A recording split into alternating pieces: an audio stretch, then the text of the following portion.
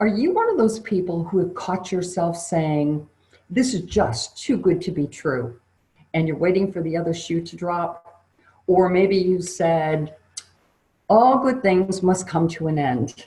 If that's you, I'm really glad that you're here today. And maybe you're here because you already consider yourself pretty happy, but you know that it's always possible to supersize it a bit. So either way, welcome. I'm glad that you're here, and thank you for joining me for this fun topic on happiness, because everybody wants to be happy, right? That's what we all want. And imagine if you could apply some of the strategies to increase your happiness by 10%, 20%, 30%. What would your life look like then? So I want to start right out of the gate by asking you a question, because I want to know where you are on the happiness scale. So on a scale from 1 to 10, where 10 represents absolute bliss, you are over the moon happy, and 1 represents misery, share with me in the chat box, where are you now? Where are you now? 1 to 10, 10, you are over the moon happy, and 1 represents misery. Where are you now? And where do you want to be? And I ask you to be honest with yourself, because when you're honest, it allows you to step back and take a look, because we often don't take the time to do that. Everything starts with awareness, and then transformation can occur. So where are we on the happiness scale? I see 2 to a 10 and 7 to a 10. Aha! Yeah, 7. And where do you want to be? And I see 10 to a 15. Awesome. Very good. Well, thank you for your transparency, and thank you for sharing. And when you share, it improves the experience for you and for everybody else. So thank you for that. Now, I want to deliver on my promises, and I have just a few, because I want to make sure you know what to expect in the 30 or 40 minutes that we have here together. And the first promise is to share with you why happiness is important to me. And it's really not about me, because I want you to be able to create that for you too.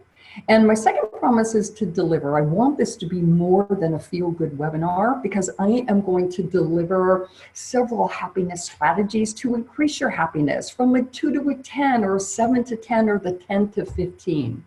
Now, you may have already heard of these strategies, you may already be familiar, but that's okay, because it'll be a great refresher for you, and it's all backed by scientific research. And at the end of the program, I certainly want to answer any questions that you have, and I have a really cool gift for you just for showing up. I want to honor you.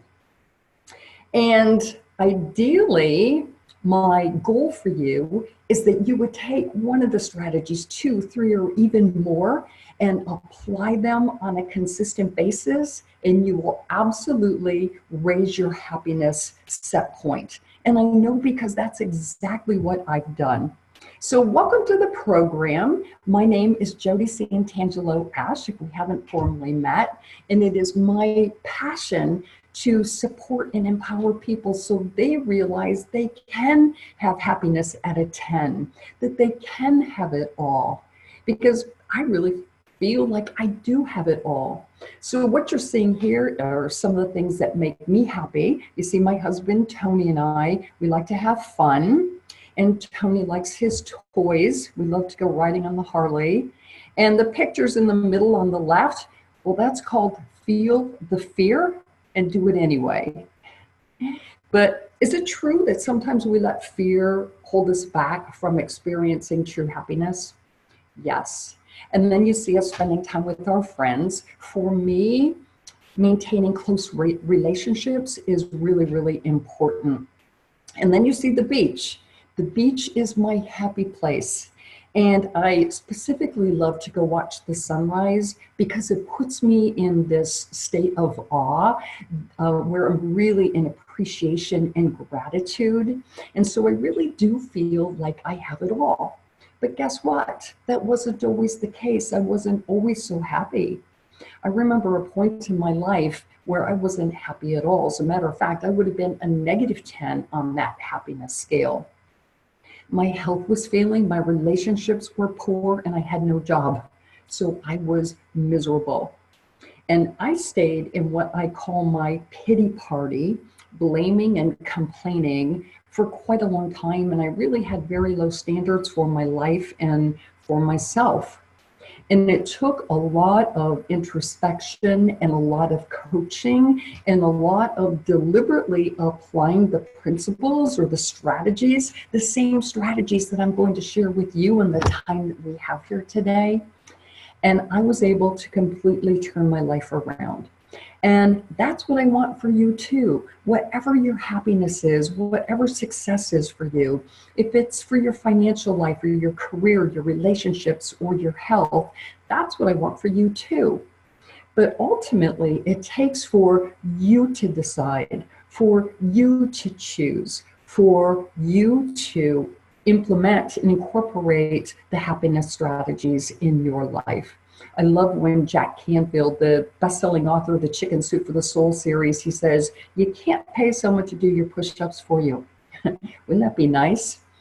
So welcome again to the experience, and we're going to start by defining happiness. And that's challenging to do. Also, you probably noticed that I talk a lot with my hands, so I'm going to stop the video so I don't distract you. So it's funny because people want to distract the word happiness. We use a lot of different words to describe it. And when you think about it, it's really a very large umbrella. It's hard to define, but the dictionary does. The dictionary defines happiness as the state of being happy. Well, that sounds pretty obvious, but ambiguous. The field of psychology describes happiness as the experience of frequent positive emotions such as joy, love, pride, feeling accomplished, and less of the negative emotions such as sadness, anxiety, and anger. I think it really boils down to this. Happiness is whatever happiness means to you. Now, you'll probably agree that this brings happiness. Woohoo! You won the lottery! How cool is that? You're so lucky. Well, that would definitely make us happy, right? Well, as it turns out, only temporarily. There is a fascinating TED Talk by Dan Gilbert, a Harvard psychologist, who says our beliefs about what we think will make us happy are often wrong. He shared a super interesting example comparing happiness levels in lottery winners compared to quadriplegic patients. He found that after 1 year of living with change, both groups leveled out at the same level of happiness. And that is so surprising because we all imagine how much happier we'd be if we won the lottery. It turns out our brains misjudge what would make us happy. So good luck with the lottery, but it turns out that money can't buy happiness and it can't hold on to happiness either. The study shows that it doesn't matter if we win or lose, if we gain a partner, lose a partner, get a promotion, not get a promotion, pass the test or not pass the test. These experiences have far less impact, less intensity, and less duration than people expect them to have. In fact, and this almost floors me, his study shows that major life traumas that people have, if it happened over 3 months ago, with few exceptions, it has no impact on your overall happiness. Isn't that awesome to know?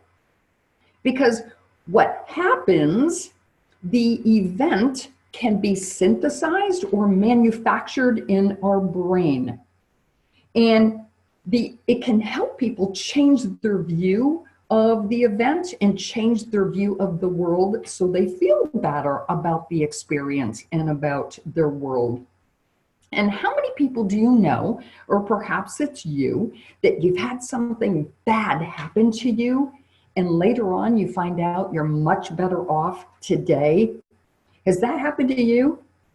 And remember the example I shared with my health, career, and poor relationship? And you know what? Today, I am so thankful for the experience because I'm much better off. So we can synthesize happiness in our brain, but we think that happiness is a thing to be found. In fact, we're always chasing it. We're always searching for happiness. And let's face it, life is so busy. The world has changed. We want and expect everything now. We live faster than ever. Technology, fast travel, 24-hour banking, 24-hour shopping, 24-hour marriage, and yes, even 24-hour divorce. We live in an I want it now world. And the I want it now world is fueled by impatience. And of course, we want happiness now too. From the book Happiness Now, the author says the problem with our I want it now society isn't that we want happiness now, but we've lost sight of how to experience it now. In fact, the faster that we chase it in our future, we overlook the possibility that happiness is here already. Every morning, the alarm goes off and screams, now. And from that moment on, we do not have another thought about now. So to use an old metaphor, we've forgotten how to stop and smell the roses. And if we want to increase our happiness, my friends, it takes being intentional. We have to intend it. We have to choose it. Because without intention, when we're overwhelmed with day-to-day living, we go into default mode. We're always reacting to immediate situations, and we forget to stop and smell the roses. There's a famous story from Zen tradition about a young, eager student and a well-respected Zen master, known for his perpetual grace and happiness. Master, I dream of everlasting happiness. What is the wisdom you can teach me? The master smiled, took his brush, and wrote, attention. Wonderful, said the student, and what comes after attention? The master smiled, took his brush, and wrote, attention, attention. Yes, nodded the student, who was utterly confused. Anything more? The master smiled, took his brush, and wrote, attention, attention, attention. Okay, so what does that mean? Asked the student, unable to see. The master spoke.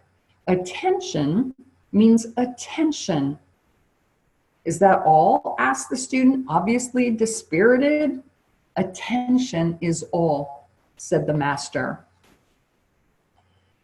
I'd like for you to think about what you see here on the slide, and then go to the chat box and type it in. Go ahead, type in what you see here.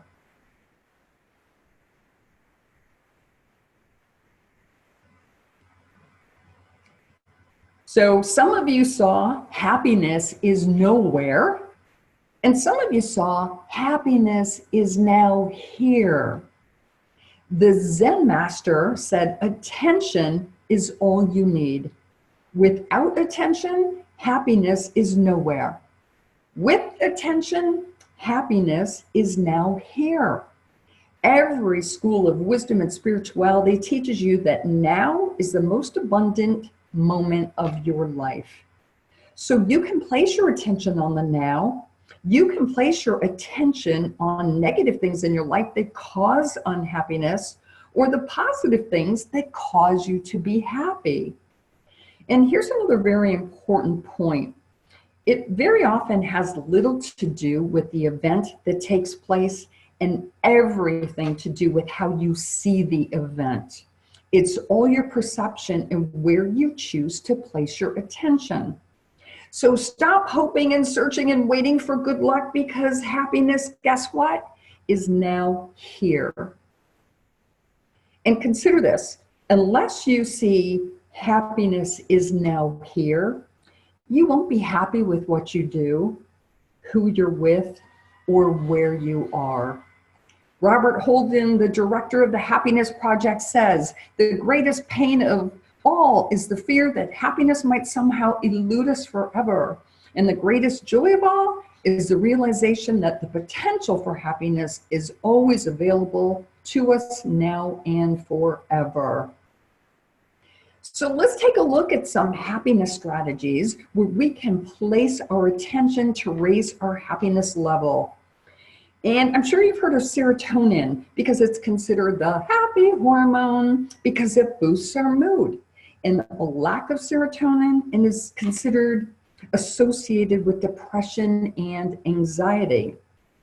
And guess what? You can deliberately create it by focusing on the now, by focusing on things you're grateful for, by focusing on past memories, positive memories. You can create it by getting more sunshine, because when sunlight is absorbed by our skin, vitamin D is produced, which in turn helps produce serotonin.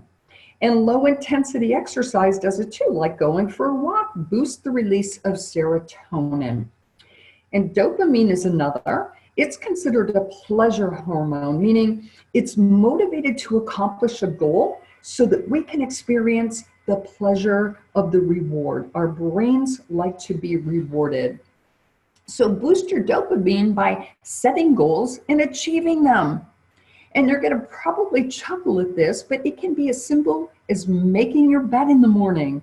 Have you heard that? People who make their bed are happier people. So try it. Go make your bed every morning. And a third chemical is called oxytocin, and it's the love hormone and is released upon physical contact. So you know what that means, don't you? Go out and hug someone. There's a lot of research about the benefits of giving and receiving hugs. So why not make it a goal to give 5 hugs a day, 10 hugs a day? And another thing that you can do is to get a massage, because the prolonged physical contact releases oxytocin. So the good news is there are things that you can do right now to produce the happy chemicals in your brain. Director of the Harvard Study of Adult Development shares findings from an ongoing study regarding happiness. This study, which is 75 years old, started with a group of Harvard College students and has evolved to include more participants. And every 2 years, they follow them and conduct interviews. They obtain their medical records, brain scans, all of that. And the clearest message that we get from the 75-year study is that good relationships keep us happier and healthier, period. The more socially connected someone is to family and friends and community, the healthier and happier they are. People who are isolated, on the other hand, suffer from poor health and are less happy.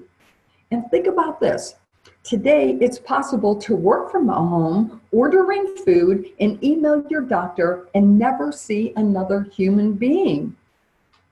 And sometimes we just get comfortable at home, but it's not healthy. It's not healthy for your mind or your body. We have to get out.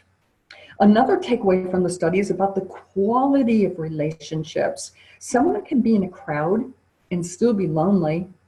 So the number of friends that someone has doesn't indicate happiness. It's really about having close connections. When you have others to lean on, you experience more overall happiness. And developing deeper relationships can be as simple as replacing screen time with face-to-face time, reestablish date night, or start a weekly game night with a group of friends. Reach out to a family member that you've lost touch with. Try joining a group of like-minded people, because whatever your interest, you can find groups on websites like meetup.com. That is a great place to find like-minded people. So from relationships to gratitude. Gratitude is an amazing way to foster a happier disposition. And, you know, it almost sounds too simple to feel important, but understanding the power of gratitude can change your life forever. And that's been so true in my life. Sarah Bretnack said it best. When we choose not to focus on what's missing from our lives, but are grateful for the abundance that's present, we experience heaven on earth. Remember what the Zen master said? Attention, attention, attention. So let's give it some attention. I'd love for you to share in the chat, what's one thing that you're grateful for today? Share, what is one thing that you're grateful for? And I'll start. I'm grateful that you deliberately took the time to join me here today.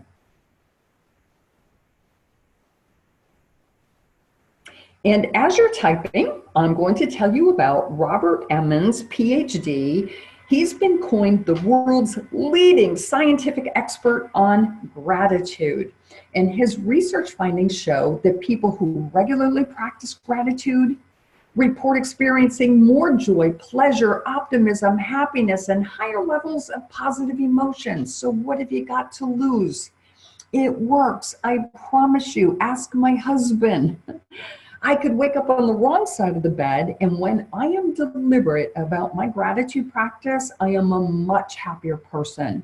It starts my day off on the right foot. It's as if I'm locking in my happiness vibe. And I always say that gratitude and appreciation are one of the highest positive vibes that you can have. And on an emotional scale, they really are right up there at the top. So ideally, we want to get to that positive emotional state as often as possible. The more we practice gratitude, the less overwhelmed we are by temporary circumstances. And the more grateful we are, the more we receive in return to be grateful for. So I see so many of you have put in the text box what you're grateful for. That is terrific. Thank you, thank you, thank you for sharing. It is a great way to raise our vibe. So let's take a look at a couple of strategies for becoming more grateful. I always encourage my clients to start a gratitude journal, which is one of my practices. Each day, I list 10 things that I'm grateful for. And I try to come up with 10 new things each day, but that's not always the case. And sometimes I'm just happy with my comfortable bed and my great night's sleep. And look, it doesn't matter where we came from or where we are right now. We all have something that we can be grateful for. Now, people say, I don't have time. Well, if you don't have time to list 10 things, think of 3 things that you're grateful for before your feet ever hit the floor in the morning. Make that your practice. And prayers of gratitude are considered in many spiritual traditions as the most powerful form of prayer. And visual reminders are a great way to trigger thoughts of gratitude.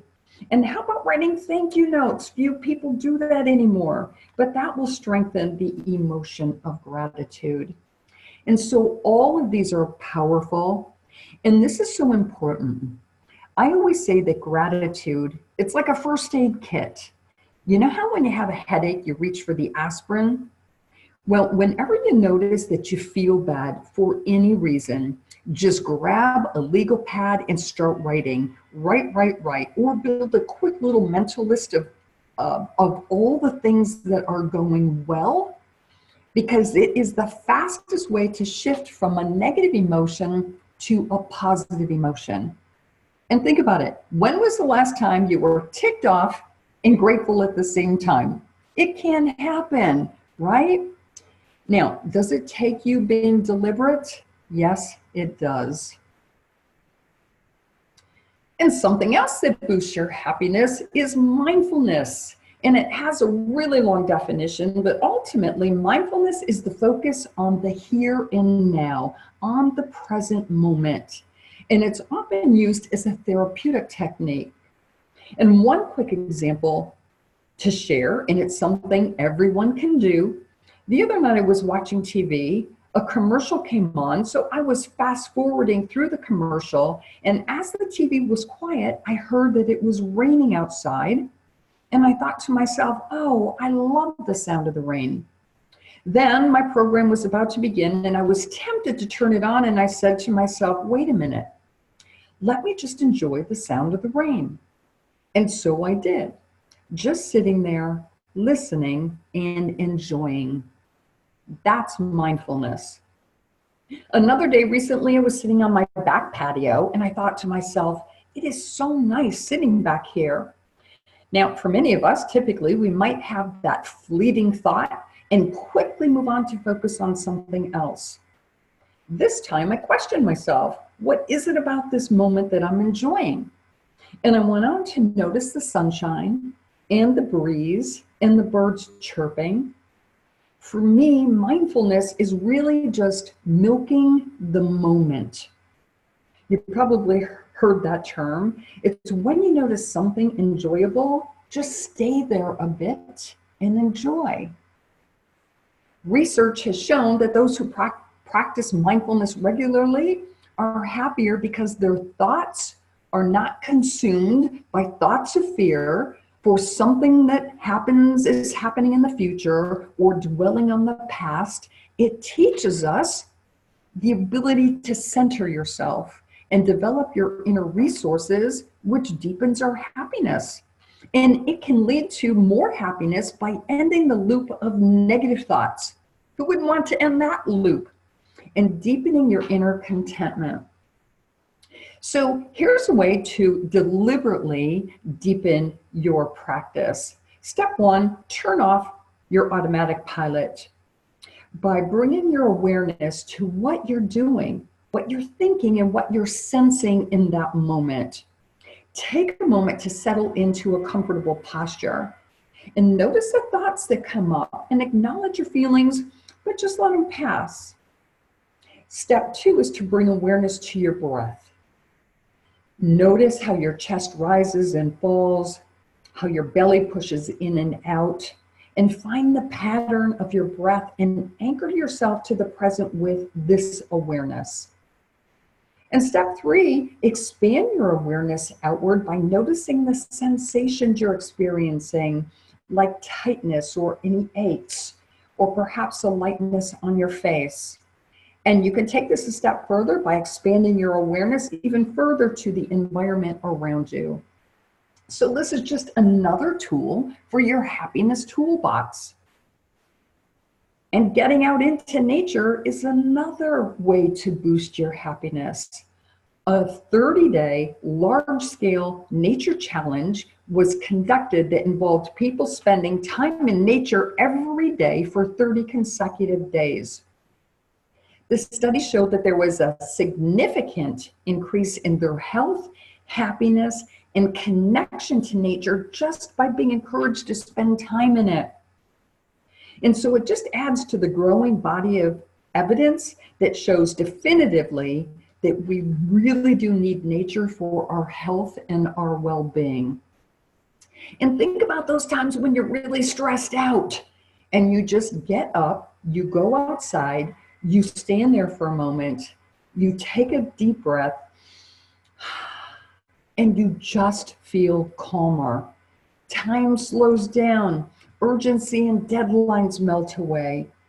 Being in nature provides a sense of awe.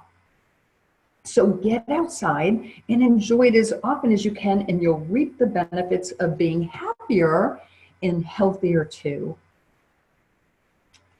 And let's talk about giving. Studies show that lottery winners do not become significantly happier than they were before. And extremely rich people are not significantly happier than other people either. Research has found that possessing wealth and material goods does not lead to happiness. But guess what? Giving them away actually does. Studies of people who practice volunteering have shown that they have better mental health and increased longevity. So being generous with your time or your money increases your happiness. And besides just giving just to be giving, I also teach that whenever you notice that you feel down or you're not so happy with the way things are going in your life, just go out and help someone else. And I know because that's exactly what I did. I did a lot of volunteering, and I can promise you that you will almost instantly feel better. And not because you may find others who are not as fortunate as you, but it makes you feel better about you. And I have a hunch many of you probably already find ways to give with your time and your love. And here are a few other ideas. Volunteer for a cause that you care about. Cook for those in need. Give blood. Become a mentor. Assist seniors in need. Lift the soldier spirit. Help build a house. Share your skills. Pick up trash. Random acts of kindness. Those are always fun. And so many more. There is a gentleman that started this movement that a friend of mine and I participated in, and the goal was to give away $1 a day for 30 days. So that is $30 for the entire month. But we didn't just hand it over to someone, we hid it. We hid it on store shelves. And I remember leaving $1 between the seats on the airport shuttle. So imagine people finding $1. Think about it. We get so excited when we find a quarter on the ground. We think it was $50. Woohoo! But it was really fun to do. We surely brought a smile to someone's face, and we felt so abundant in doing that. Just $1 a day. So we have talked about a lot of happiness strategies, and here are some final thoughts and proven strategies outside of what I've already shared to cultivate even more happiness. The first is simple. It's savor the moment. The present is just that. It's a present. And take control of your time. One thing I noticed being a coach, people who experience unhappiness have no control over their schedule. So do your best to be intentional and schedule some of the strategies that we discussed. Exercise and make time for sleep. It's really, really hard to be your best when you are sleep deprived. And give time and attention to close relationships. Reach out to people you haven't talked to in a long time. Make it a habit to call a different friend each day or a different friend each week, or have lunch on a regular basis. And here's a simple one you can do today. Treat yourself to some fresh flowers. Keep fresh flowers in your house. They always make us smile. And watch some comedy on TV, not just the action-packed stuff. Watch some funny feel-good movies or movies and shows too. And finally, this could be one of the most important. Take time to nourish yourself with love and kindness. Because what I hear from so many people all over the country, look, they're so busy taking care of everybody at work and everyone at home, but rarely find the time to take care of yourself. Stephen Covey, author of 7 Habits of Highly Effective People, uses this analogy that we need to make deposits in our emotional and our spiritual bank account, because if you keep taking withdrawals, eventually you've got nothing left to give. So those are some final strategies, and here is a final quote. The key to happiness is knowing that you have the power to choose what to accept and what to let go. And that is so empowering to realize that you get to choose. You don't have to earn happiness. You don't have to deserve it, and you don't have to pay for it. You get to choose it. It already exists. It takes your intention and attention. Now, all of the strategies that we shared, if you only practice one of them, will cause you to smile and raise your happiness vibe. All of the strategies together, now that's called total transformation right there. So I would love to hear from you in the chat. Please share one takeaway, something you heard that you liked, something that you see yourself doing, or something that was a great reminder for you that will raise your happiness vibe. So go ahead, share that in the chat. Something that was a great reminder for you that will raise your happiness vibe. And as you're typing, I want you to know that I didn't host this webinar simply to make you feel good. I wanted to share some solid happiness strategies that have brought me to this place. Because remember, I wasn't always so happy. But what I just shared with you is the path that I took and some strategies that I incorporated that allowed me to have what I love. And I am on a mission to help other people do the same. Now, one of the reasons I found while working with clients that they might not experience happiness is they have a burning desire to be happy, yet there are a few things that hold them back, like self-judgment. They feel unworthy. I remember feeling like that, or undeserving of happiness, or they don't know how, or they're afraid. Which is why I want to extend a gift to 3 people who are ready, because I want you to smile.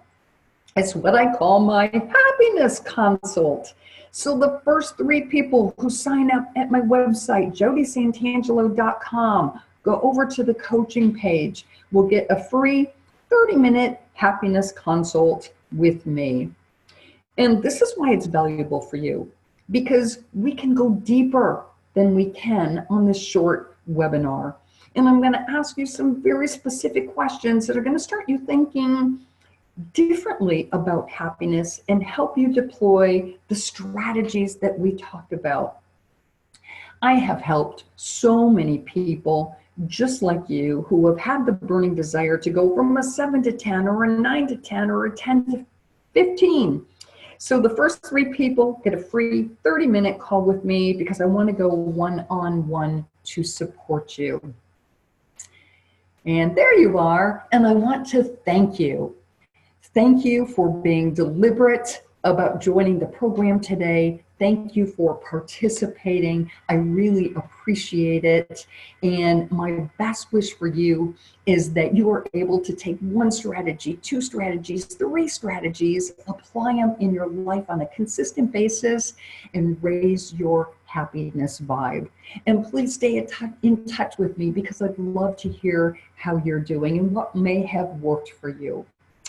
And life is too short not to be happy.